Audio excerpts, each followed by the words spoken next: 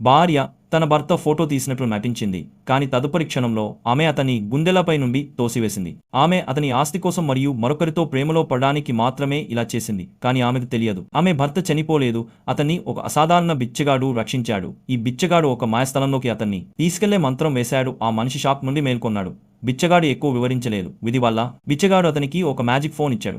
అద్భుతంగా ఈ cell phone మాట్లాడటమే కాక భవిష్యత్తులో ఏమి జరుగుతుందో కూడా చెప్పగలదు. వివరించిన తర్వాత బిచ్చగాడు అదృశ్యమయ్యాడు. ఆ మనిషి ఇది కలని భావించాడు. అతను మేల్కొన్నప్పుడు అతను ఇంటికి తిరిగి వచ్చాడు. కానీ సెల్ ఫోన్ నిజమైంది. బిచ్చగాడు పరిచయం చేసినట్లే ఉంది.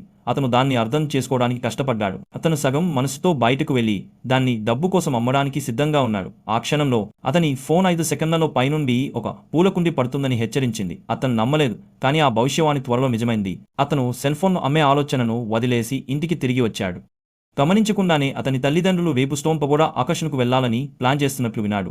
మొదట అతను దీనిని తీవ్రంగా పరిగణించలేదు, కానీ అతని సెల్ ఫోన్ రేపు టవర్ కూలిపోతుందని, ఎవరూ బయటపడని హెచ్చరించింది. అతను వెంటనే తన తల్లిదండ్రులకు చెప్పి వారి ప్లాన్ను రద్దు చేయమని ప్రోత్సహించాడు. వారు సగం మనసుతో అంగీకరించారు. అప్పుడు అతను తన గదికి తిరిగి వెళ్లి తన తల్లిదండ్రులకు ప్రమాదం తప్పిందని భావించి నిద్రపోయాడు. కానీ మరుసటి రోజు మేల్కొన్నప్పుడు అతని తల్లిదండ్రులు తనకు తెలియకుండా బయలుదేరారని తెలిసింది. అతను త్వరగా ఇంటి వద్ద టాక్సీ పిలిచి వారిని అడ్డుకోవడానికి బయలుదేరాడు. అదృష్టవశాత్తు అతను 10 నిమిషాల కంటే తక్కువ సమయంలో ఆకర్షణ ప్రవేశ ద్వారం వద్దకు చేరుకున్నాడు.